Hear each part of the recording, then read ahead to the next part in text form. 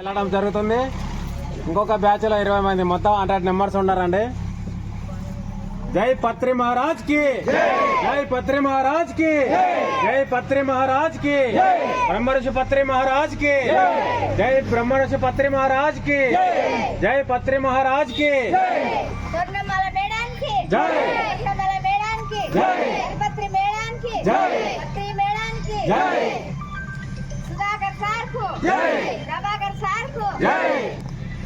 Photo రేంగా చేతలు కాకుండా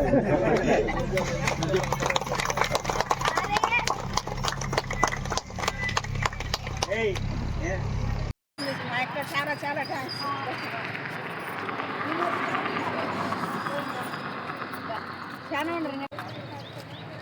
जय पत्री महाराज के, ब्रह्मर्षि पत्री महाराज के, जय पत्री महाराज के.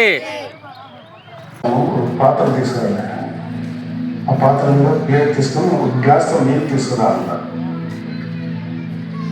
సరే, పాత్ర మీద ప్లేట్ మూయబడింది. అప్పుడు నీళ్ళు పోసాడు. నీళ్ళు అందులో పన్నాయా? లేదు సార్. ప్లేట్ తీయాలి. ప్లేట్ తీసుకొని మరీ పోసాడు. ఇప్పుడు పన్నాయంటే పన్నాయి సార్. ఎందువల్ల పన్నాయి? ప్లేట్ లేదు కనుక. నేను చేసింది అదేనయ్యా.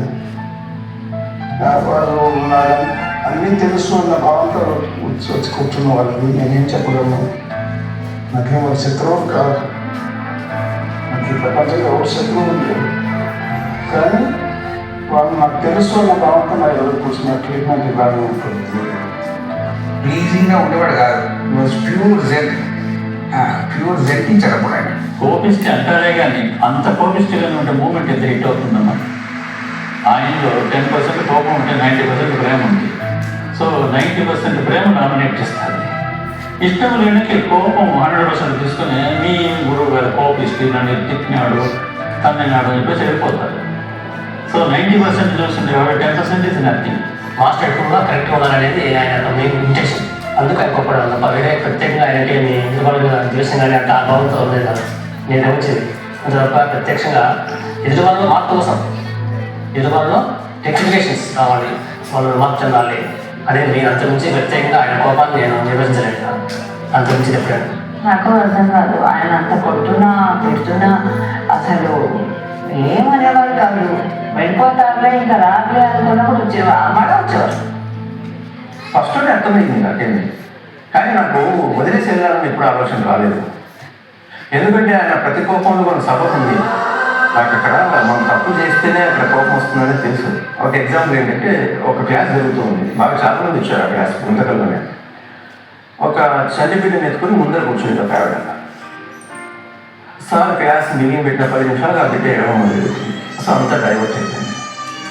అప్పుడు ఆమె తిట్టాడు సార్, చంటిబిడ్డను ఇబ్బందిగా కూర్చోబెట్టకూడదు, వాళ్ళు తిరిగి ఆడుకునే వయసుది, మనం బలంగా కూర్చోబెడితే ఎట్లా అవుతుంది, దాన్ని కామన్ సెన్స్ అంటారు, ఇంగిత జ్ఞానం ఉండాలి.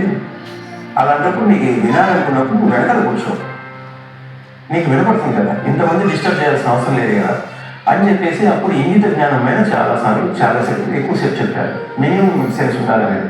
నువ్వు ధ్యానం చేయకపో నష్టంలా, పుస్తకాలు చదవద్దు నష్టంలా, కానీ మనిషికి కామన్ సెన్స్ లేకపోతే మాత్రం చాలా నష్టపోతాము అని చెప్పేసి దాని మీద కామన్ సెన్స్ మీద ఆ విధంగా. సో కోపం ఉంటుంది మనిషికి. ప్యూరిటీ అనేది ఎదుటి మనుషులు కూడా ఒక పరివర్తన కలిగిస్తుంది. ఆయన ఏం మన మంచికే కదా, ఆయన ఏం పోయేదేం లేదు. నువ్వు ధ్యానం చేయకపోతే పోయేదేం లేదు కదా, నువ్వు వినకపోతే పోయేదేం లేదు కదా. అయినా కూడా ఏదో చెప్పినాడంటే మనకి ఏదో చెప్పినట్టే కదా, అందులో కూడా ఎక్కడో ఉంటుంది. చాలా మంది సీనియర్ కూడా అడిగారు, ఆ టైంలోనే అడిగేవారు, ఎందుకు అరుస్తావు, ఎందుకు కోపము అని. నేను ఎప్పుడు అడగలేదు, కానీ నాకు ఒక బుక్లో చూపెట్టాడు దానికి ఆన్సర్. ఆ బుక్ టైటిల్ ఏంటంటే emotional intelligence by Daniel Goldman అనే బుక్ ఉండేది. Sir one of the favourite book అది. అంత ఇమోషన్స్ గురించి మాట్లాడతారు కానీ ఆయన ఒక్కడు ఇమోషనల్ ఇంటెలిజెన్స్ గురించి మాట్లాడేవాడు. సో ఆ బుక్లో రాసింది అనమాట, ఇమోషనల్ ఇంటెలిజెన్స్ అంటే సరైన కోపము సరైన మనిషిని సరైన సమయంలో చేయడం సరైన కోపం. సో అది సార్ పర్ఫెక్షన్గా ఉండేది సార్. సరైన డోసేజ్ ఆఫ్ కోపము సరైన మనిషికి సరైన సమయంలో ఇవ్వాలి. అది రాంగ్ సమయంలో ఎప్పుడు ఇచ్చేవాడు కదా సార్. సో ఆ ఆ కోపంలో ఆయన ఏదైతే చెప్తాడో అది ముంగటి వాడికి కోపంలో కనపడుతుంది. కానీ అప్పుడు తర్వాత వాడు ఎప్పుడైతే దీర్ఘంగా ఆలోచిస్తాడో ఓహో నేను ఇది నాలో వదిలేసుకుంటే నేను కూడా ఆత్మనైతాను అని వాడికి అర్థమైంది. You should be angry at the right person in the right time in the right dosage. ఆ కోపానికి ఆ కొట్టేదానికి ఇది ఎంతో నెగిటివ్ కావాలి, కానీ నెగిటివ్ కాకుండా పాజిటివ్గానే ఎందుకు వచ్చిందంటే బికాస్ ఇట్ ఈస్ 100% ట్రూ. సత్యమేవ జయతే. ఆయన దాంట్లోనే ఉన్నాడు. ఒకటే వర్షన్, ఒకటే పాయింట్, ఒకటే అసెంబ్లీ, ఒకటే ఫ్లాగ్ చేస్తే ధ్యానం చేయగలిగితే వెళ్ళిపోతాడు. నా దగ్గర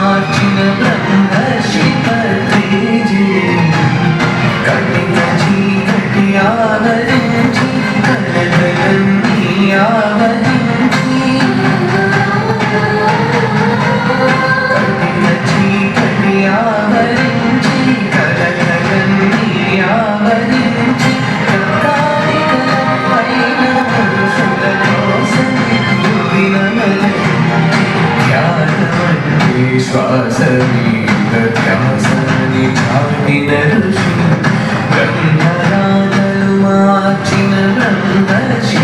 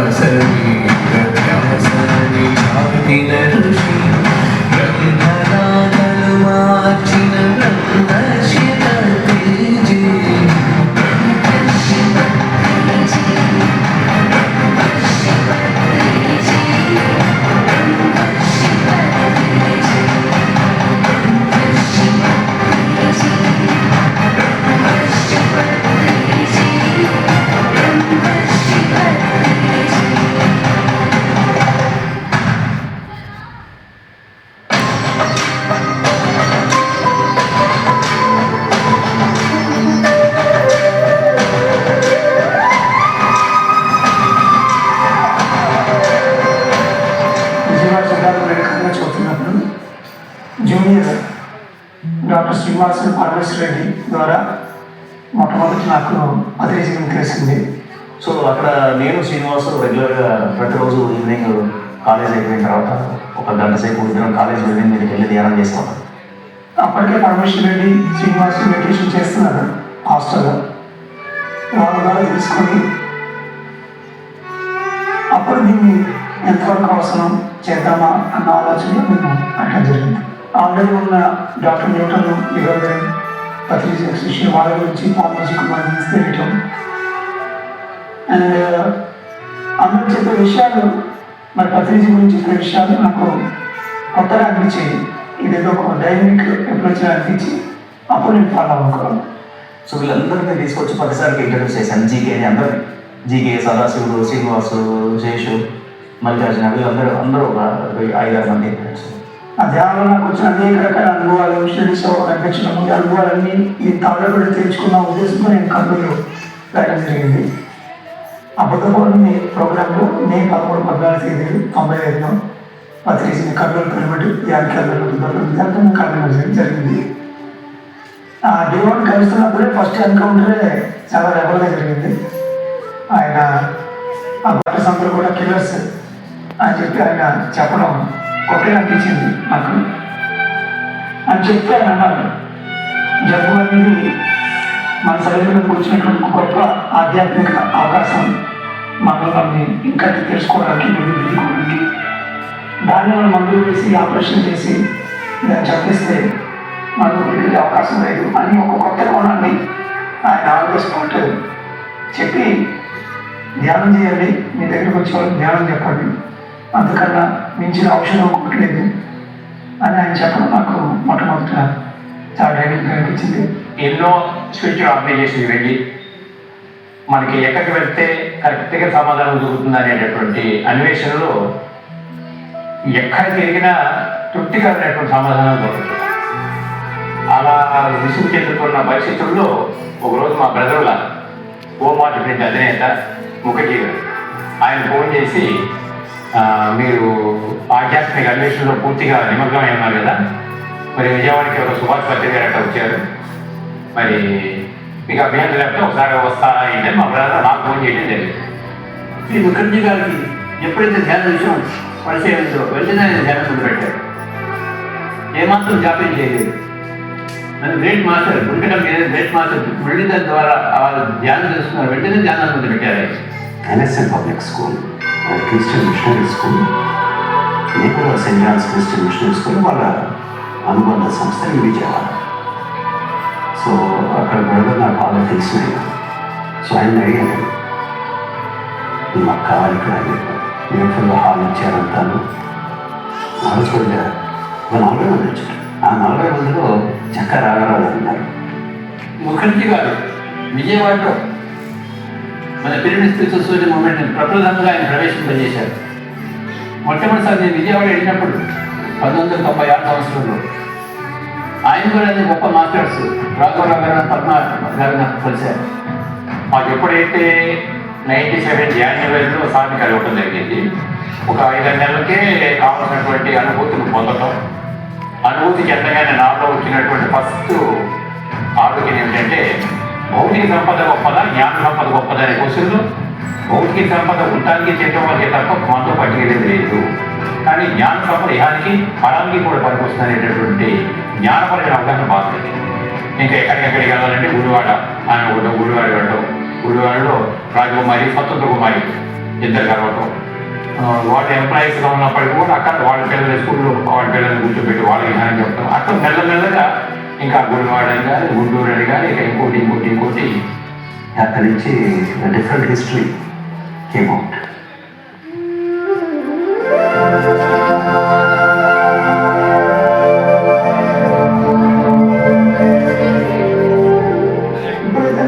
అందించాలి అన్న ఆలోచన తెలియకుండానే ప్రతి గంటకు ఒక ఆలోచన వచ్చేది, ఎలా క్లాస్ పెట్టాలి. సో ఆ ఆలోచనతోనే నేను తిరిగి వైజాగ్ వెళ్ళాను. వెళ్ళి అక్కడ ఒక పక్క పీసీ ఎంట్రన్స్ ప్రిపేర్ అవుతుంది, ప్రతి వారం ఒక ధ్యాన క్లాసు కండక్ట్ చేసేవాడిని. ఇది 3 monthsలో పత్రికని తీసుకురావాలి అని ఒక సంకల్పంతో 7 రాత్రుల తల్లిదండ్రులని కన్విన్స్ చేసి మొట్టమొదటి కార్యక్రమాలు వైజాగ్ గ్రామ సమాజం నుండి విజ్ఞాని గారు కొంతమంది మాస్టర్స్ గారితో మొట్టమొదటి కార్యక్రమాన్ని చేశాం. ఇంకా అప్పటి నుంచి ఎవ్రీ 3 monthsకి పత్రికలు వైజాగ్ రావడం అలా ఇటువంటి సొసైటీ విస్తరణ జరిగింది.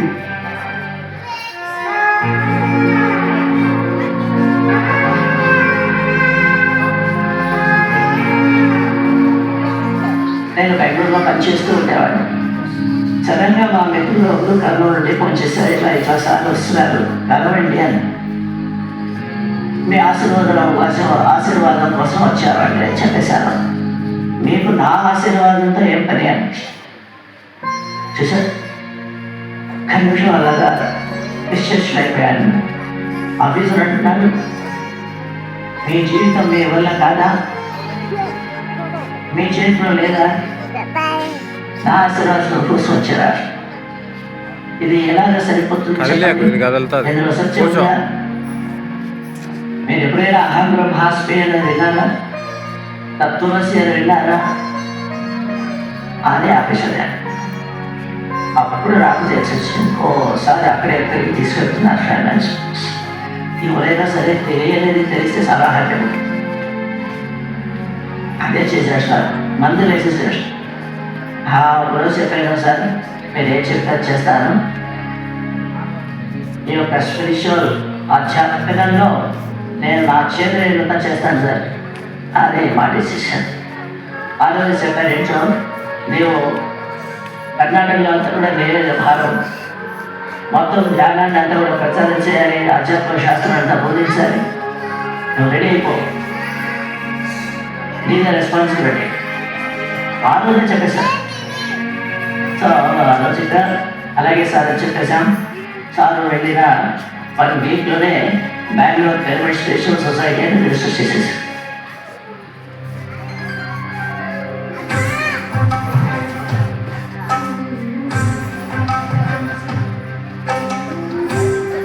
స్పిరిచువల్ సొసైటీ మూవ్మెంట్కి అలమాంతమైనది ఈ గుంటకల్ల పిరమిడ్ స్పిరిచువల్ సొసైటీ మొట్టమొదటి కూడా ఇక్కడి నుంచే మరి తులసిదళం నేను రాయడం ప్రారంభించాను. ఇక్కడి నుంచే మరి మన డాక్టర్స్ అన్ని కూడా చక్కగా ప్రారంభమయ్యాయి. ఇక్కడి నుంచే మన మ్యాగజైన్స్ స్టార్ట్ కావడం, పిరమిడ్ ధ్యానం అనే ఒక చక్కటి మనం మ్యాగజైన్ మనకి ప్రారంభం చేశాం. యాక్చువల్ చెప్పాలంటే గుంటకల్ స్పిరిచువల్ సొసైటీ మన బిఎస్ఎస్ఎం మూవ్మెంట్ బ్యాక్ బోన్ అనొచ్చు. ఎందుకంటే మేము స్టార్ట్ చేసినప్పుడు పుస్తకాలు ఏమి ఉండేవి కాదు. ఒక బిఏ మాస్టర్ కళ్ళు ఉంటే ఒక బిఏ మాస్టర్, తర్వాత అరుణం మేడం అనేది నేను మన పుస్తకం రాసింది గణపతి మాస్టర్ మెసేజ్. ఒక బిఏ మాస్టర్ పుస్తకం ధ్యానకు ఆవశ్యకత అని చెప్పేసి ఒక పాంప్లెట్ మాత్రమే వచ్చింది కర్నూలు. కానీ గుంటకల్లో సొసైటీ ఫామ్ అయిన తర్వాత అక్కడ ఎన్నో పాంప్లెట్స్ ముఖ్యమంత్రిగా తయారు చేశారు. ధ్యానంలో లాభాలు అనేది ఒకటి తెచ్చారు, ఒక ప్యాంప్లెట్, అది 4 pages ప్యాంప్లెట్, అదే తీసుకొచ్చేవాడు పెట్టిన సార్. అప్పుడు నేను అడిగాను, సార్ మనం ఏదైనా చిన్న చిన్న ప్యాంప్లెట్ కొడతామని. ఓకే, నువ్వు రాయి కొట్టేద్దాం అన్నాను.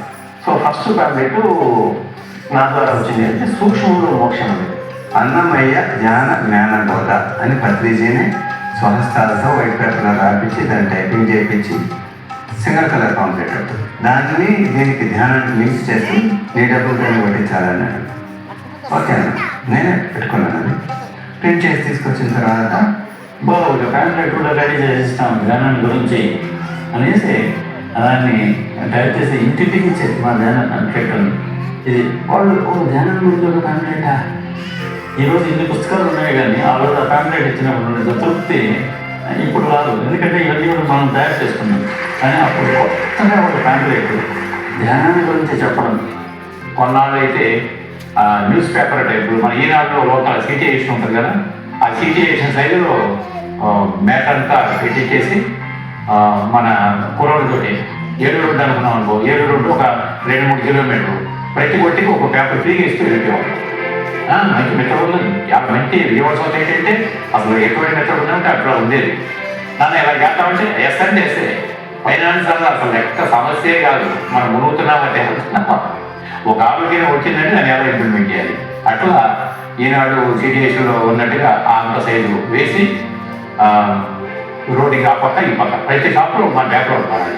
అట్లా ధ్యానం పాత్ర చేయాలంటే ఏం చేయాలి? ప్రచారానికి ఒక పక్క సప్తాహాలు చేసుకుంటాం, సప్తాహాలు మండల ధ్యానాలు అంటే మండల ధ్యానాలు చేయటం, ఈ లోపే ఇట్లా పేపర్లు పంచటం.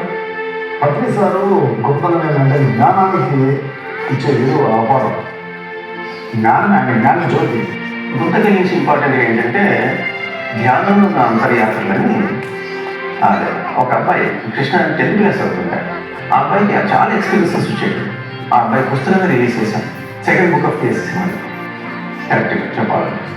ఇక థర్డ్ బుక్ ఏంటంటే ధ్యానం చేయడానికి ఇచ్చాను. సార్ ఒక పుస్తకం తయారు చేద్దాము, మీరు రెడీ చేస్తే ప్రింట్ చేద్దాం సార్.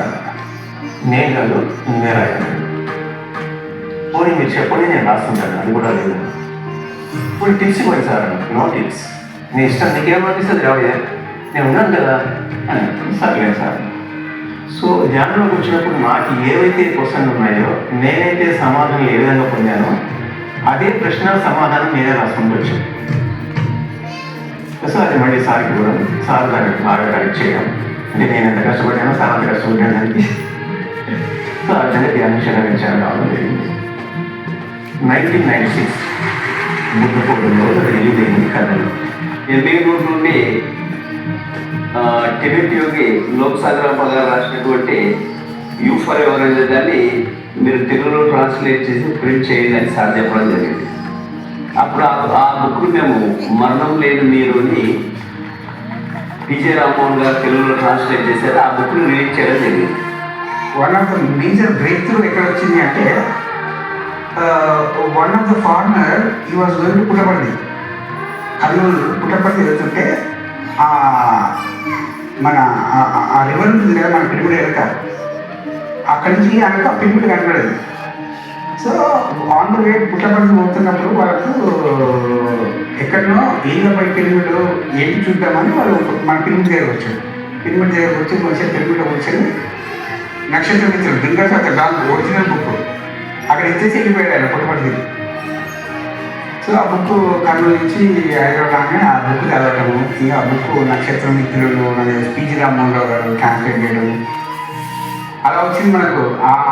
ఆయన ఎవరో ఎందుకు ఇచ్చాడో మనకి దింగ చదువురా. ఈరోజు నాకు తెలిసి బాగా అందరూ చదివిన పుస్తకంలో నక్షత్రం మిత్రులు, దాని English version bringers of the dawn, Pleiadians అంటున్నారు కదా, ఆ బుక్ అలా వచ్చింది మనకు.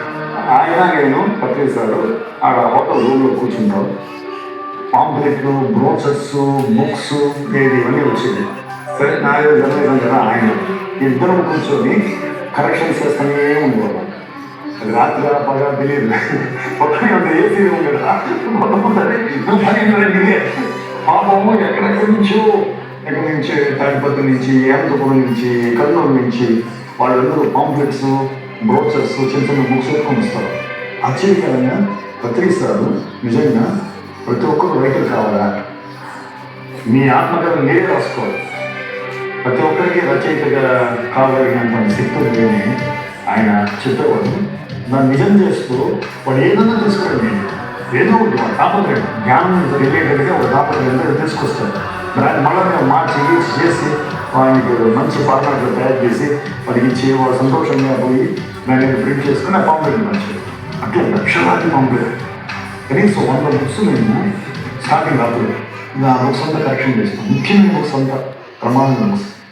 ఆ టైంలో వచ్చిందే పత్రిక ఒకటి పెట్టాలని ఆ నేపథ్యం గురించి అద్భుతమైనటువంటి ఆ ప్రక్రియ జరిగేటప్పుడు అప్పుడే వచ్చింది. యాక్చువల్గా ధ్యాన అనేది అంటే నేను చెప్పిందే, అంటే సార్ నాకు ధ్యానం చెప్పినాడు, నేను ధ్యాన పత్రిక పెడతాను సార్ అని చెప్పి ఇంకేం లేదు.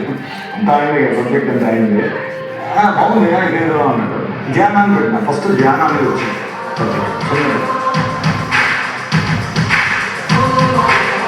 ఆ ధ్యానాన్ని దానికి వచ్చి మళ్ళీ ధ్యానం లాగే అయింది. మళ్ళీ ధ్యానం పెట్టి లాగే అయిపోయింది. సో ఆయనకి ఏంటంటే లోకల్ టాలెంట్ను ఏ ఊళ్ళో వాళ్ళు టోటల్గా స్టబల్గా చేయాలని నా ఆలోచన. సో చేయాలంటే ఏం చేయాలి, వాళ్ళకంటూ ఒక నాలెడ్జ్ పెరగాలి. నాలెడ్జ్ పెరగాలంటే పుస్తకాలు చదువుతారో, ధ్యానం చేస్తారో, ఇతరుల దగ్గర పండితుల దగ్గర తీసుకుంటారో, అది వాళ్ళ ఇష్టం. కానీ దాని ద్వారా లోకల్ టాలెంట్ డెవలప్ అవుతుంది. లోకల్గా మనం ఏం చేస్తున్నామో ప్రజలు తెలుస్తుంది. ఎక్కడో ఉంటే కాదు, మన లోకల్గా ఉండాలి. అట్లా ఆయన ప్రతి సెంటర్ నుంచి ఒక మ్యాగజైన్ కావాలన్నారు, ప్రతి సెంటర్ నుంచి. అట్లా తిరుపతి నుంచి ధ్యాన గోవిందం అని పెట్టారు. Confine only Tirupati. కర్నూలు ఉందంటే ధ్యాన ఇగో, ఆలోని ధ్యాన లక్ష్మమ్మ, ఆలోని లక్ష్మమ్మ పెడతాడు. అలాగే ధర్మవరం నుంచి ధ్యానవరం, అనంతపురం నుంచి ఆనబాల సతి, ఇలా మరొక రొట్టి, పీలే రొట్టి, కాళహస్తి రొట్టి, తిరుపతి రొట్టి, నెల్లూరు రొట్టి, ప్రొద్దుటూరు రొట్టి, విజయవాడ రొట్టి, వైజాగ్ రొట్టి, అలా అన్ని ఊర్ల నుంచి 4 మ్యాగజైన్. సో ఫస్ట్లో అప్పుడు ఒక మ్యాగజైన్, తెలుగు మ్యాగజైన్ ధ్యాన భాగ్యము అని మొదటి మ్యాగజైన్ తెలుగు డాక్టర్ లక్ష్మి గారితో స్టార్ట్ చేయించారు పత్రిక, ధ్యాన భాగ్యం అనే పేరుతో. నేను పత్రిక నాతో ఒక మ్యాగజైన్ స్టార్ట్ చేయించారు.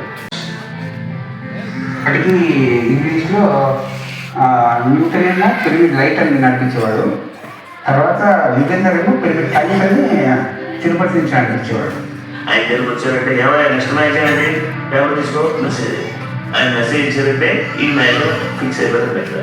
మనకి పాంప్లెట్ వచ్చాము ఇప్పటి వరకు, ఇక్కడ నుంచి పాంప్లెట్ కాదు, మనకి మ్యాగజైన్స్ కావాలి. మీకు విజయవాడ కాబట్టి విజయవాడకు మంచి మ్యాగజైన్ కావాలంటే ప్రెస్ ఎక్కడున్నప్పుడు మా బ్రదర్ రాజే కదా ముఖడి కానీ ఇంకా అనేసరికి అప్పుడు ధ్యాన విజయం దాని పేరు. ఇంకా ఆయన మల్టీ కలర్లో ఫస్ట్ కలర్ఫుల్ మ్యాగజైన్ కాబట్టి విజయవాడలోనే మాత్రం. గుడివాడ అయితే గుడివాడకు మ్యాగజైన్, ఇట్లా విజయవాడ అయితే విజయవాడ మా సొంత మ్యాగజైన్, ఏ ఊరికి అయితే ఆ ఊరికి మ్యాగజైన్ మాది. ఒకసారి ఇట్లాగే అంత అయిపోయింది, మ్యాటర్ అయిపోయింది, అన్నీ చూసేసారు, డిస్పాచ్ చేయాలి. అప్పుడు సార్ బాంబే నుంచి దిగారు, చూశారు డిస్పాచ్ రెడీ ఉంది, అంతా మెంబర్స్ అంతా రెడీ ఉంటారు కదా, దానికి ప్యాక్ చేయడము రాయడం అంతా. ఏంటయ్యా ఇది అన్నాడు. మన మ్యాగజైన్ సార్ పెర్మిషన్ అంటే, ఇన్ని సబ్స్క్రిప్షన్స్ ఉన్నాయా, ఇంతమంది తీసుకుంటారా అంటే ఆయనకి ఆనందం. అంటే ప్రజలు కూడా అవేగా ఉన్నారు, ముందుకు వస్తున్నారు అనేది, ధ్యానానికి ముందుకు వస్తున్నారు అనేది ఆనందం. ఆయన దగ్గర ఉండే సమాచారాన్ని ఒక క్యాష్ పెట్టి మెసేజ్ రూపంలో బయట ఇచ్చి తులసీధర 2 అనే పుస్తకం మనకు వచ్చింది.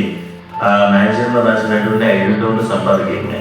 సంపాదకీయ ఉండగా ప్రతిష్ఠించిన సందేశం.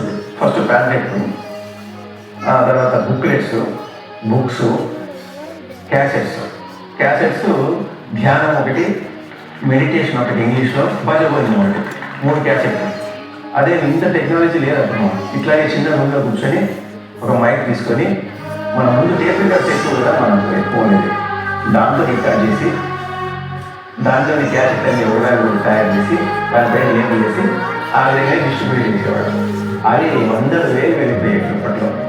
3 ఉండేది, ధ్యానము, మెడిటేషన్, భజగోవిందం, ఈ 3 ఉండేది. ఎప్పుడు దానిపైన మాకు ఆలోచన అంతా కూడా దీని ప్రకారం ఎట్లా జరగాలి, ఎట్లా చేయాలి. సార్ కూడా అట్లా ఎక్కువ స్పెండ్ చేసేవాడు. ఎందుకంటే ఆలోచన ఇచ్చేవాళ్ళము, దాని దగ్గర మెటీరియల్ అన్నీ పెట్టేవాళ్ళము, జరిగేది. సో మొదటి క్యాసెట్ ఎక్కడే తిరుపతిలో మా ఫ్రెండ్ ఒకడు రికార్డింగ్ స్టూడియో పెట్టాడు, కాన్సెప్ట్ డైరెక్టింగ్. వానికి ఫస్ట్ క్యాసెట్ పత్రికారి ద్వారా ఏదన్నా రిలీజ్ చేయాలా అని ఒక మైండ్లో ఉంది. సరే పత్రికారి చెప్పినాం. సరే అప్పుడు ఏది చేస్తారు అన్నాడు. మాకేం తెలుసు గురించి మీరే చెప్పండి అన్నాడు. ధ్యానాన్ని గురించి చెప్దామా అన్నాడు. ఏదైనా సరే అంటే అప్పుడు ఒక పాట పాడేవాడు బాగా, నా దారి ఎడారి నా పేరు బికారి. దీనికి స్పిరిచువల్ ఇంటర్ప్రిటేషన్తో రికార్డ్ చేస్తాము అన్నాడు. చేస్తాను. అది ఫస్ట్ రికార్డ్ మంది, నా దారి ఎడారి. అది కొన్ని క్యాసెట్స్, సుమారు 500 క్యాసెట్స్ రెడీ చేసి చాలా పాపులర్ అయింది. అది నా దారి ఎడారి నా పేరు బికారి, నా దారి ఎడారి నా పేరు బికారి, నా దారి ఎడారి నా పేరు బికారి, నా దారి ఎడారి నా పేరు బికారి. ఓ నా దారి ఎడారికి ఇదే అర్థము. తోటకు తోగుతూను ఏటికి నే బిడ్డను దక్షిణాలు సరిచోడు అంటే ఓహో ఇదే మన నేచరు అని ఒక చాలా ప్లీజ్ అయ్యారు చాలామంది. అంటే భర్త గారు ఒరిజినల్గానే కొంచెం సంగీతం టచ్ ఉండేవాడు కాబట్టి కొంచెం బాగా ఆ భజగోవిందం ఇవన్నీ కూడా కొంచెం సంగీతం టచ్ ఇచ్చి అర్థం చెప్పేవాడు కాబట్టి it was a grand success. భజ గోవిందం భజ గోవిందం గోవిందం భజ మూఢమతే సంప్రాప్తే సన్నిహిత కాలం నహి రక్షతి భజ భజ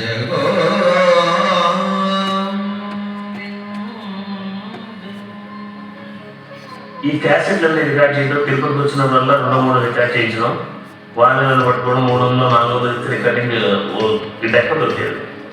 45 నిమిషాలు దానికి ఫ్రూట్ వేస్తే 1 అవర్. దాని మళ్ళీ ఎడిటింగ్లో అన్ని సమకూడినప్పుడు లహరి రికార్డింగ్ కంపెనీలో అప్పుడు నరసింహ ఉండేవారు. ఆయనతో చేయించుకోవడం, క్రియేట్ చేయించుకోవడం, డబ్బులు వచ్చిందని పిచ్చేయడం, క్యాసెట్లలో వచ్చిన తర్వాత అందరికీ పనిచేయడం, ఇలా జరుగుతుంది. లిటరేచర్ కావాలి అని చెప్పి దాన్ని బుక్స్ కూడా శివప్రసాదే మొదలుపెట్టాడు. ఈ ప్రపంచానికి పట్టేసి మాటలు అన్నీ కూడా ప్రపంచానికి వెళ్ళాలంటే బుక్స్ తయారు చేశాడు శివప్ప. ఇంకా రాత్రులు టీవీతో ఉండేటప్పుడల్లా ఒక్కొక్క క్యాసెట్ రాయడం, ఆయన చూడడం, ఆయన కరెక్షన్ చేసి యాడ్ చేయడం. అప్పుడు 2 ఉండేవారు. నేను ఏదైనా చెప్పమన్నప్పుడు మైండ్లో ఉండే ఇన్ఫర్మేషన్ వచ్చేస్తుంది, అంటే టూల్స్ ఎముకలన్నీ వచ్చేస్తాయి. ఇప్పుడు దీనికి ఏం చేయాలంటే రక్తము మాంసము యాడ్ చేయాలి.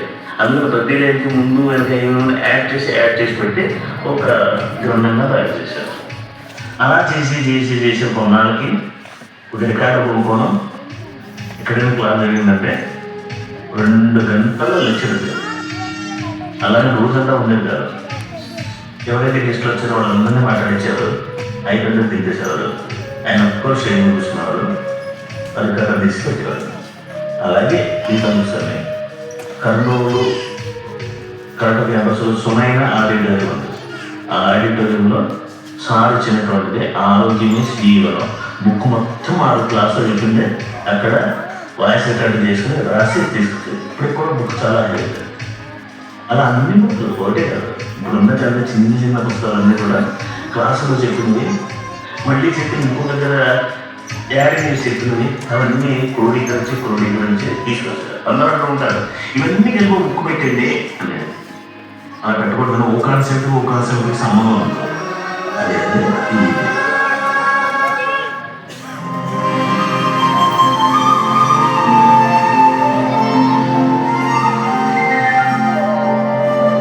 పిరమిడ్లు అనేవి ఒక కర్నూలులో ఎక్కడాలు తర్వాత 96లో పూర్వకంలో స్టార్ట్ చేశారు.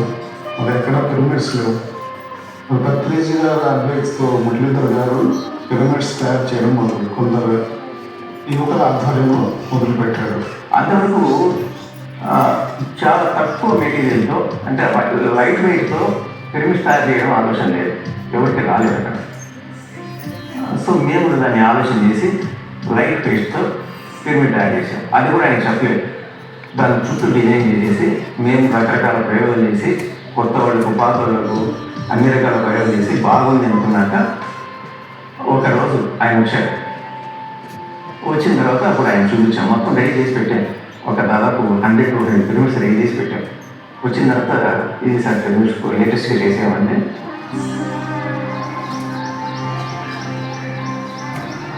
చూసి ఎంత ఆశ్చర్యపోయారంటే పెట్టుకున్నాడు. చిన్న పిల్లడు ఎట్లా ఉంటాడో అట్లా ఎగాడు. అంటే అంత ఆనందం ఉంది. లైట్ వెయిట్ దాని కింద ఇది కూడా ఉంది, స్టార్ట్ ఉంది, హ్యాపీగా పెట్టుకోవచ్చు. అప్పుడు చెప్పాడు, నవ్వు వీళ్ళు అనౌన్స్ అవ్వరు అక్షయ్ పిరమిడ్స్ అన్నాడు. మరి ఎన్నో రకాల పిరమిడ్స్, సాయి పిరమిడ్స్ మొదలుకొని ఈ పిరమిడ్స్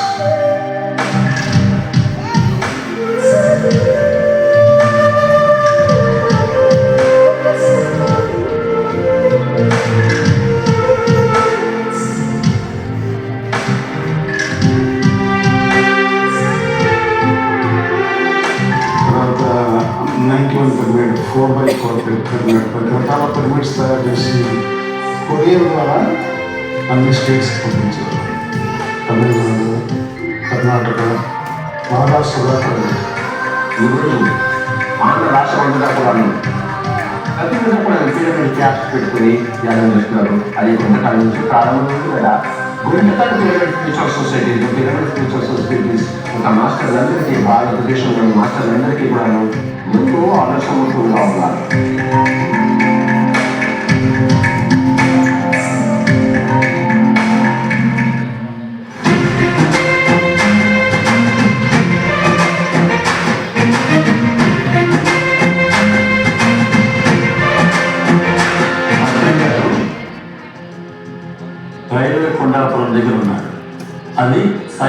ఉండేటువంటి వాడు ఊరు.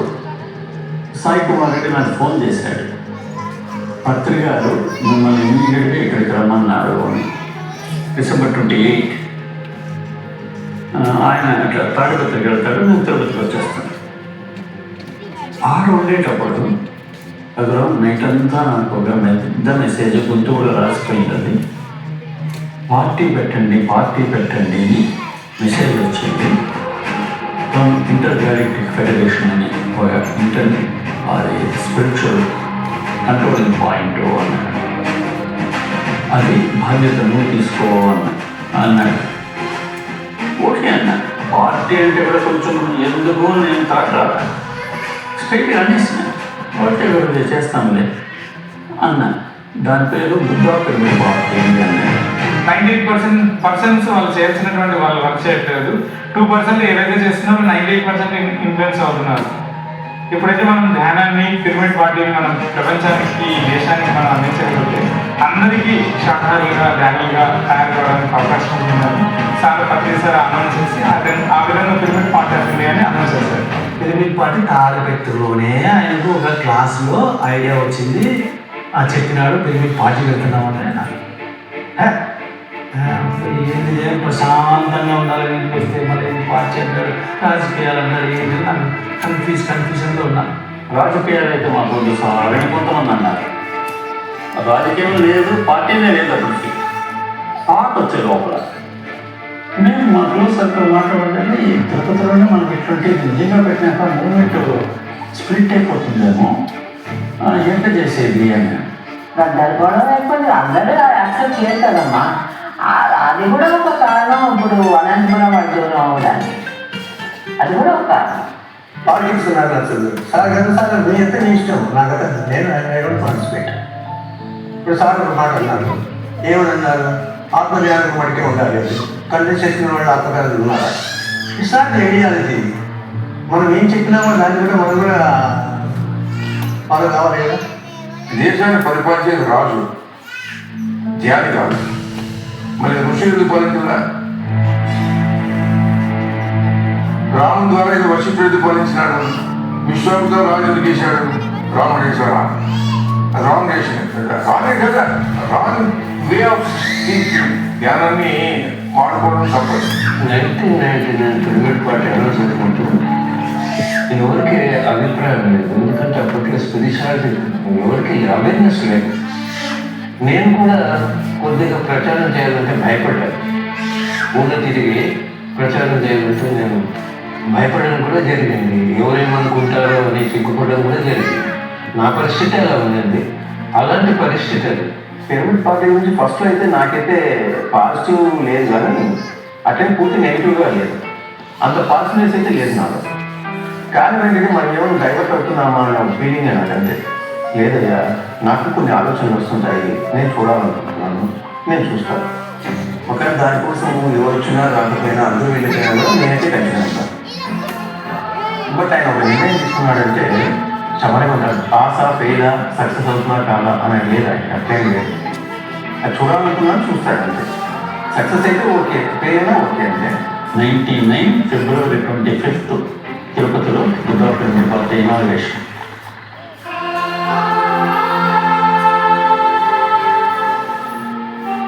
ఒకప్పుడు ఆధ్యాత్మికవాదులకు రాజకీయాలు కావాలని సపోర్ట్ చేసి సంవత్సరాలు వేసినాయి. ఇది అవసరము అనేసి చాలా బాగా విత్ ఎగ్జాంపుల్స్ ఇచ్చినాడు. అవన్నీ మాకు రెస్పాండ్ అయింది. సత్యమేవ జయతే సత్యమేవ జయతే ధర్మమే విజయతే ధర్మమే విజయతే అహింసా మనమార్గం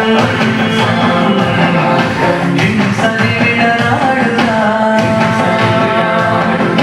తరతమభేదం వీడి కలిసి అడుగువేద్దాం జీవహింస మారి శాంతిని నెలకొల్పుగా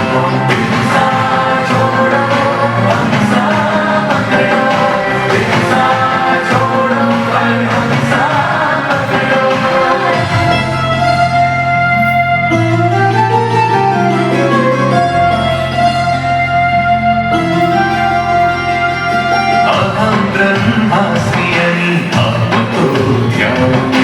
విశ్వంతో మమేకమై జ్ఞానిగా మారు స్వార్థం ద్వేషం అపాన్ని మనమే విడనాడి నవ సమాజ నిర్మాణం సాధ్యం చేయు అహింసా మార్గాన్నే చూపిన పత్రిజీ జ్ఞాన జ్ఞాన జగత్తునే అందించను బహుమతి హింసా छोड़ो हिंसा पकड़ो हिंसा छोड़ो हिंसा पकड़ो सत्यमेव जयते सत्यमेव जयते धर्ममे विजयते अहिंसा मनमार्गं हिंसनि विडनाडुगा हिंसा छोड़ो हिंसा पकड़ो हिंसा छोड़ो हिंसा पकड़ो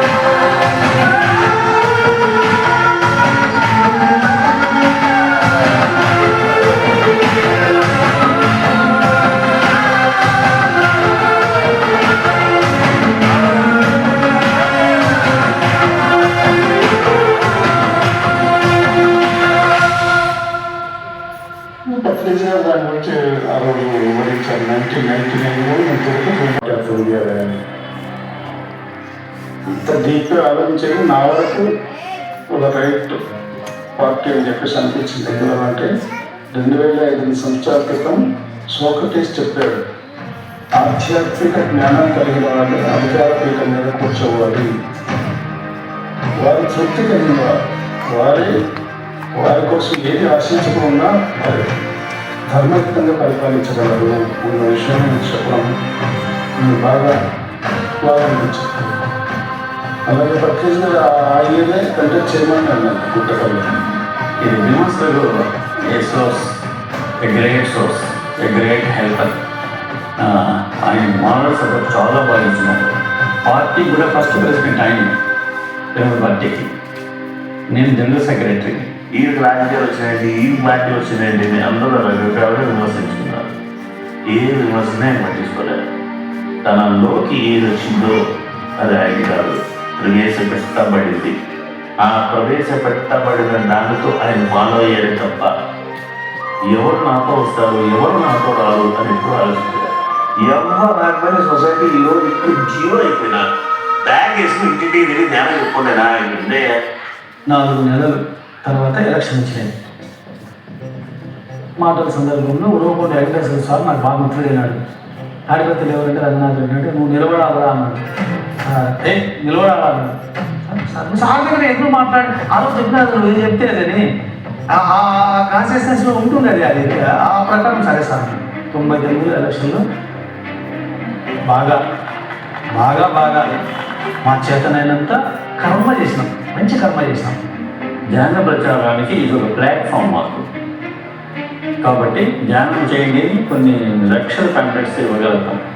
ఓటేంటి అని ఎలాగైతే రాజకీయవేత్తలు అన్న ఇళ్ళకు పోతారో అలాగే మన క్యాండిడేట్ నిలుచుకున్న వాళ్ళు వాళ్ళ తరఫున ప్రచారం చేయించేవాళ్ళు ప్రతి ఇంటికి పోయి అమ్మ ధ్యానం చేయండి, ధ్యానం చేస్తే మీకు ఆరోగ్యం వస్తుంది, ధ్యానం చేస్తే మానసిక ప్రశాంతత వస్తుంది, శాకాహారులుగా మంది దయచేసి ఈ ధ్యానం చేసే వాళ్ళను లేకపోతే ఆ శాకాహారాన్ని మీరు వెనుకోండి. మమ్మల్ని ఎన్నుకోండి అని ఎప్పుడు చెప్పలేదు. అది ఎవరైనా సరే రాంగ్ అనుకోకూడదు. ఇదేమంటే ఆయన ఏం చేశాడంటే this is one way of attracting people to come to meditation. దీనివల్ల కొంత చైతన్యం తెలిసి పల్లెల్లో తిరుగుతారు కాబట్టి అట్లన్నా కొంత ధ్యానం జరుగుతుంది కదా అని పోయాడే తప్ప దీంట్లో ఆయన ఏదో చదువుతున్నారు చాలా పాలిపోయి చేసి రాజ్యం పాలించారు అని బాగుంటారు. ఆ చీకటి పాల్గొనాలి ఆయన ఎక్కడ కంటెస్ట్ చేయాలి. ఫస్ట్ విజయవాడ తూర్పు అసెంబ్లీ నియోజకవర్గం నుంచి నేనే కంటెస్ట్ చేస్తున్నాను, పెరుగుడు పార్టీ అభ్యర్థి చేస్తాను అని డిక్లేర్ చేస్తే మా వరలక్ష్మి గారు ఇమీడియట్గా నాకు స్పందించేసి అయ్యా రాఘవ మీరు ఏం చెప్తారు మీకు అర్థమవుతుందా? ఏం మేడం విజయవాడ అంటే గుండాలకు పరిపాలన మీకు తెలియదే ఉంది, పోరాపోలీగా ఉండే పరిస్థితి. ఆ దగ్గర మధ్య విజయవాడ తూర్పు అంటున్నారు ఏంటంటే సారీ మేడం నాకు పెరుగుడు పార్టీ తప్ప ఏం కనబడతాం అంటే అంత ఎమోషన్గా ఉండేది మొత్తం. తిరుపతిలో నామినేషన్ పత్రాలు వేసేంత వరకు అక్కడ ఉండి ఆ నుంచి కోడూరుకు వచ్చి అక్కడ నామినేషన్ పత్రాలు వేయించి అక్కడ నుంచి కడపకు వచ్చి కడప నుంచి రాయచోటు పోయి రాయచోటు నుంచి పీలేరు అంటే ఎక్కడెక్కడ ఆల్మోస్ట్ నాకు తెలిసి 5-6 కాన్స్టిట్యూషన్లో ఒక రోజు కవర్ చేసేవాడు ఆ నామినేషన్. ఇది నామినేషన్ పోయేటప్పుడు మనం ఎలా అంటాము, ఊరికి వెళ్ళాం కదా, ఒక్కడు పోయి నామినేషన్ అయ్యింది కదా, ఒక బ్యాచ్ అంతా అది ఆ గుంపు 200 మంది 300 మంది ఒక పక్క పిరమిడ్ పార్టీ అంటే అందరూ చూసేవాళ్ళు. దేవుడు పేపర్లో కూడా వ్యాసాలు రాసేవాళ్ళు ఆధ్యాత్మిక పార్టీ. ఆ రోజు ధ్యాన ప్రచారం కోసం 100% వాడుకున్నాను. చాలా బాగా ధ్యాన ప్రచారం జరిగింది. మనవాడు కూడా చాలా ధైర్యంగా కంటెస్ట్ చేశారు, ఓపిక చేసినారు, ఎన్నో ప్రాబ్లమ్స్ ఫేస్ చేసినాము. అన్ని కూడా లెసన్స్ ఇట్లా కాదు, తమిళ పార్టీ వరకు ఒక పెద్ద లెసన్. సరైన వాడే రాజుగా రావాలన్న పాయింట్ అంతే మనకు అంతే. ఆదిత్యుడు బాగున్నాడు అనుకో చాలా ఈజీ అవుతుంది.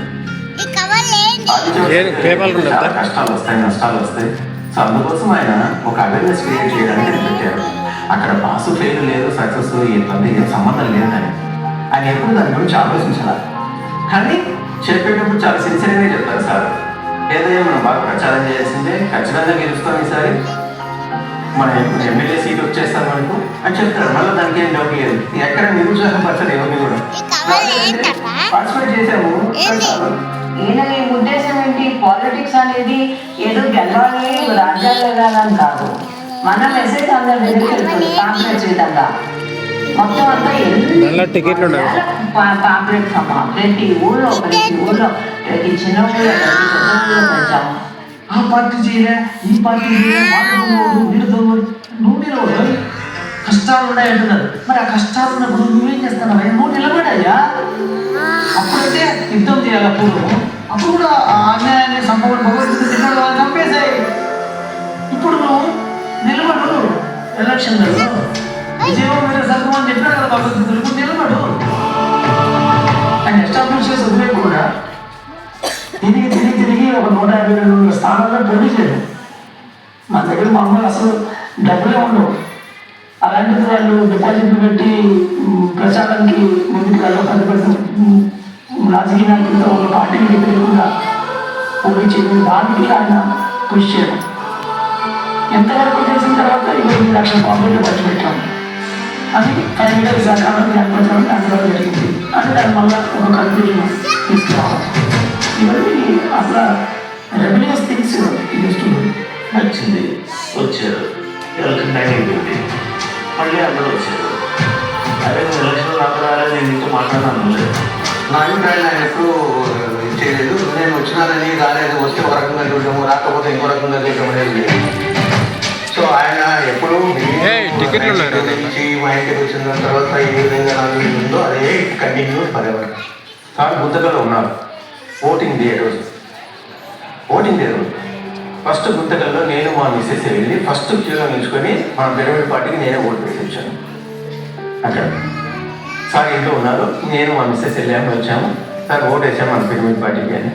సార్ ఈయన ఫోన్ దగ్గర పెట్టుకొని అంత గెలుపు అంతా ముందేనే అని చెప్పి అందరికి ఫోన్ తీస్తూ అంటే అక్కడ పాయింట్ ఏంటంటే గెలుపు అంటే అర్థం ఏంటి, అనుకున్నది పార్టీ మనం వేసాము, దాని మీద గుర్తుపడతాం అంతే. ఓటు అనేది పడుతుంది కదా, అది కదా గెలుపు.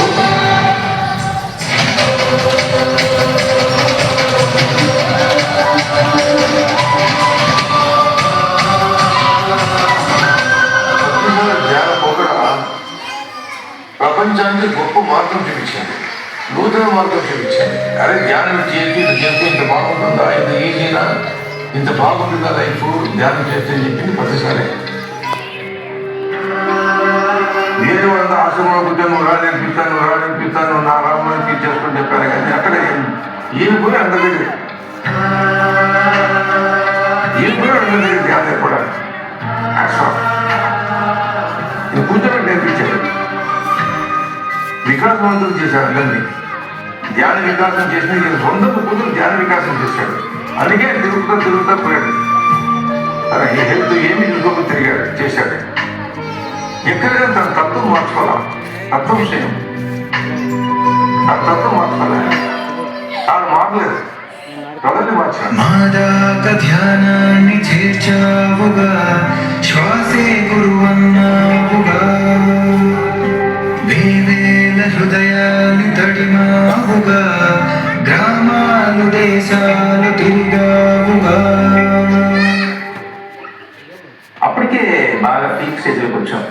బాగా అన్ని చోట్ల చాలా సెంటర్స్ వచ్చాయి, విపరీతంగా వచ్చారు, విలేజెస్ వచ్చాయి.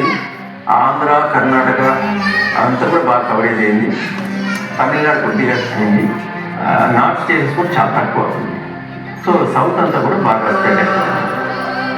సో అక్కడి నుంచి బాగా స్ప్రెడ్ అయింది కూడా.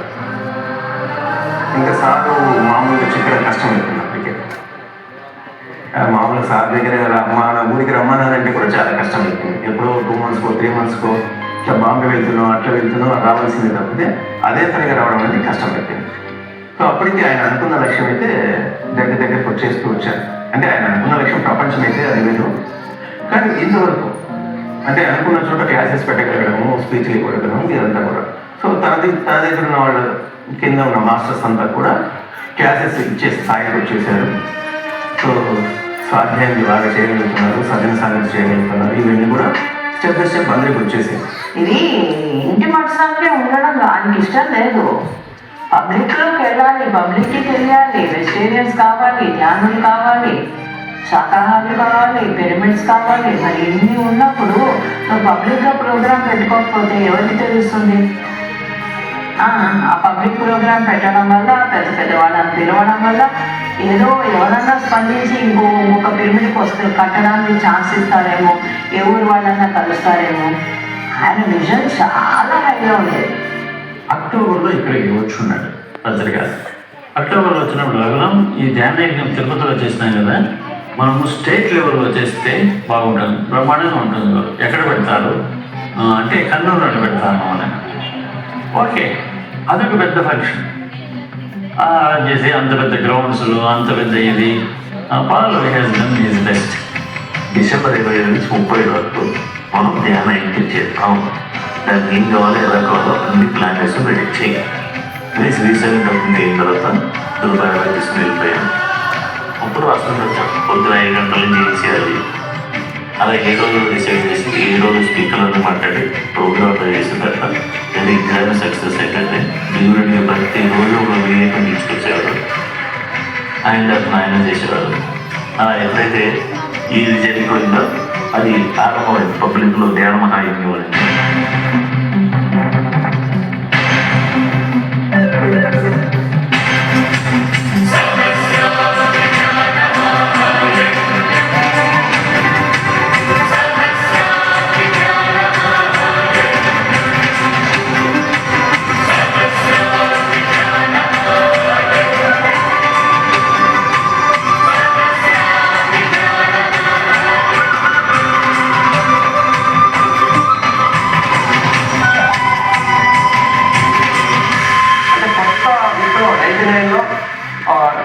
పెద్ద కార్యక్రమం అంటే మెగా ఈవెంట్ చేయగలము అన్న ఒక విప్లవం ఉంది. దానికి సాహసించిన వాళ్ళు ప్రమోద్ పేమెంట్. ఆ యజ్ఞం అంటే ఎలా యజ్ఞం చేసేవాడు అంటే ఇప్పుడు అప్పటికి మనకి కర్నూలు, అనంతపూరు, కడప ఎక్కడెక్కడైతే ఉన్నాయో అన్ని సెంటర్స్ నుంచి మాస్టర్స్ వచ్చేవాడు. వాళ్ళందరినీ కలవటం, కొత్త వాళ్ళని రావటం, కొత్త విషయాలు తెలుసుకుంటాం, సాంకేతికంగా గొప్పతనంగా అట్లా ఫీల్ అయ్యేవాడు. యజ్ఞం అని అంటే మరి 25వ తారీఖు నుంచి 31వ తారీఖు వరకు 1 వీక్ జరిగింది. అక్కడికి వెళ్ళినప్పుడు మిగతా వాళ్ళందరికీ కూడా అదొక ఇన్స్పిరేషన్ అయ్యా. వాళ్ళు కర్నూలు నుంచి వచ్చారా, విజయవాడ నుంచి వచ్చారా, కడప నుంచి వచ్చారా అనేది అది పక్కన పెట్టి అన్ని సెంటర్స్ నుంచి ఒక ఊరి దగ్గరికి వెళ్ళినప్పుడు అంతమంది సంబంధ బాంధవ్యాలు, యజ్ఞం ఎలా నడుస్తుంది, ఉదయం గ్రూప్ మెడిటేషన్ ఎట్లా ఉంది, గ్రూప్ మెడిటేషన్ ఎనర్జీస్ ఎట్లా స్ప్రెడ్ అవుతాయి, సీనియర్ మాస్టర్స్ అంత అనుభవాలు ఎలా చెప్తున్నారు, వాళ్ళ అనుభవాలు మనల్ని ఎలా ప్రభావితం చేస్తున్నాయి. మరి ఎక్కడికక్కడ కొత్తదనం కదా అది. అందువల్ల యజ్ఞాన్ని కూడా బాగా ఎంజాయ్ చేసేవాళ్ళు. ఒక మెట్టు పైకి ఎక్కామనుకోండి, మనం చిన్న ఊళ్ళలో చిన్న పల్లెలు చిన్న పట్టణాలు చేసుకుంటూ ఒక ఏమంటాం దాన్ని ఒక అప్పుడంటే ఇంటర్నేషనల్ లేదు కాబట్టి మనం ఒక జాతీయ సమావేశం అనుకోండి, ఒక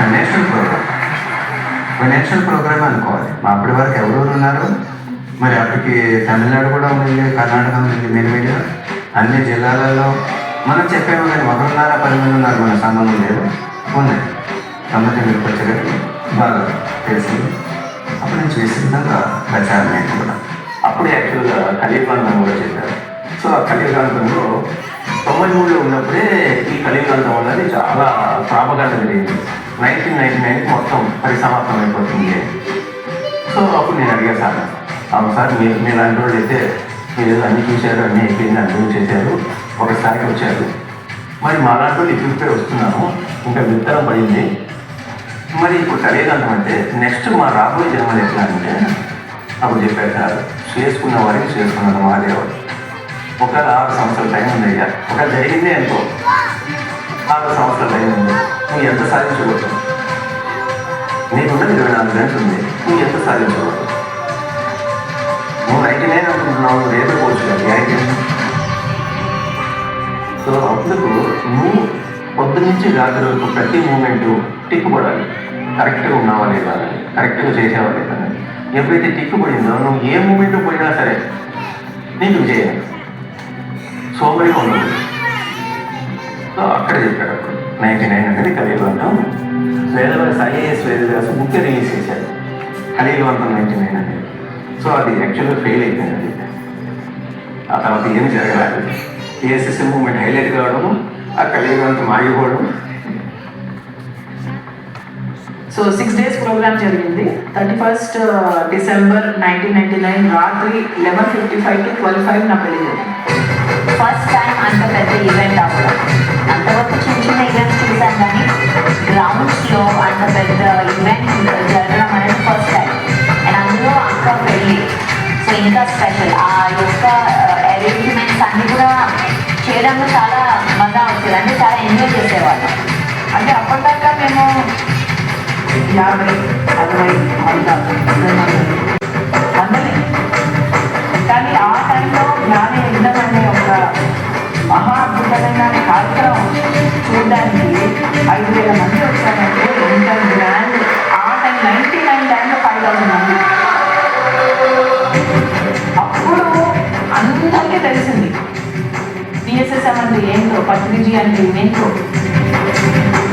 ఈ జ్ఞానం అంటే ఏంటో, ఆనపానసతి అంటే ఏంటో, పిరమిడ్స్ అంటే ఏంటో.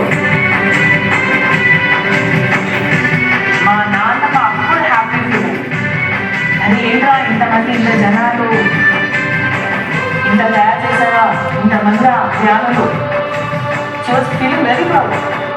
మూమెంట్ అంతవరకు 4 గోడల మధ్య జరిగే moment it has become public. తిరుపతిలో ఇనాగ్రేషన్తో తిరుపతిలో పబ్లిక్ అయింది. Consent only Tirupati. అంతవరకు మూమెంట్ ఇప్పుడు కర్నూలులో ఉండింది, బుద్ధ పిరమిడ్ ఉంది. కానీ ఏదో కొంతమంది చేసుకుంటా పోతూ ఉంటారు, ఏదో ధ్యాన కేంద్రం అంట, అంతే. ఆ పబ్లిక్లో ఎవరికి తెలియదు. కానీ 99 ఆ ఫస్ట్ ధ్యాన మహాయజ్ఞంతో అది ఒక ఫస్ట్.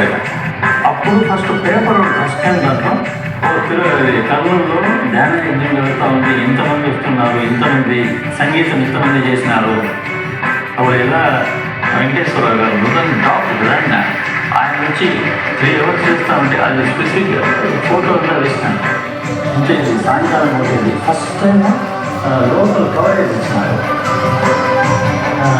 ఇవన్నీ కూడా అక్కడ పబ్లిక్ ప్లేస్ మనకు బాగా వచ్చింది. ఒక ధ్యాన మహాయజ్ఞం 6 to 8 అప్పుడు ఎప్పుడు ధ్యానం చేసేది. రోజు మెడిటేషన్ అనేది ఒక టర్నింగ్ పాయింట్ అయింది అక్కడ. మన తర్వాత ఉపన్యాసాలు రకరకాలు వచ్చి కాంటెక్స్ట్ చెప్తా ఉంటే ఒక ఎంజాయ్మెంట్, డాన్స్ ప్రోగ్రామ్స్. పబ్లిక్లో ఏమిటంటే ఒక ధ్యానం అనేది ఏదో ముక్కు మూసుకొని కూర్చోండి కాదు, ఆనందంగా ఉండేదానికి ధ్యానం కావాలా అనేది ఒక మెసేజ్ని మనము 99 నుంచి పిరమిడ్ మూవ్మెంట్ అంటే ఓన్లీ ఒక మెడిటేషనే కాదు, మనిషిని అన్ని రకాలుగా మౌలు చేయగలుగుతారు. ధ్యానం చేసేటప్పుడు ధ్యానంలో, సేవ చేసేటప్పుడు సేవ, ప్రశాంతంగా ఉండేది ప్రశాంతం, డాన్స్ ఉండేటప్పుడు డ్యాన్స్, పాటలు పడేటప్పుడు పాటలు, తినేటప్పుడు జాగ్రత్త. ఇవన్నీ కూడా ప్రతి ఒక్కరు దేవుళ్ళు ఒక మాట చెప్పాలి. పబ్లిక్లో మనకు నెగిటివ్ ఎందుకు రాలేదు అంటే because of so many activities. అది వ్యక్తిగతంగా ఆర్గనైజ్ చేసే వాళ్ళ ఒకటి. నెక్స్ట్ మూమెంట్లో మనము కాంట్రవర్సీ ఎక్కడ కూడా యాక్చువల్గా కాంట్రవర్సీగా మనం అహింస లేదు, అది లేదు, ఇది లేదు, ఇవన్నీ కూడా. కానీ పబ్లిక్ని దాన్ని తీసుకున్నారు ఒక పాజిటివ్ వేలో. ఇట్లా మనకు ధ్యాన మహాయజ్ఞాలు పబ్లిక్లో ఒక విధమైన ఇమేజ్ని, పాజిటివ్ ఇమేజ్ని మనకు తీసుకొని వచ్చేదానికి ఒక సహాయమైంది. దాని ముందు వరకు కొద్దిగా అభివృద్ధిగా ఉన్నది. ఇప్పుడు మనం పబ్లిక్ వచ్చేసా ఊపు అందుతుంది. 99 బిఫోర్ అండ్ ఆఫ్టర్ సొసైటీ అని మనం ఒక చరిత్ర రాసుకోవచ్చు. ప్రపంచంలో లేనిది పిరమిడ్ ధ్యాన కేంద్రం చూపించారు. ప్రపంచంలో లేని పిరమిడ్ ధ్యాన కేంద్రం చేశారు. It is only pyramid ధ్యాన కేంద్రాలు of Patri who have projected Jnana, not any other in India, not any other I'm telling you. ప్రతి ఒక్కరు డబ్బు కోసం చేశారు. 200 కోట్లు 300 కోట్లు 400 కోట్లు తీసుకొని చేశారు కానీ ఇది ఎక్కడ ఒక ప్రతిష్టం. After his family, after himself, after his health,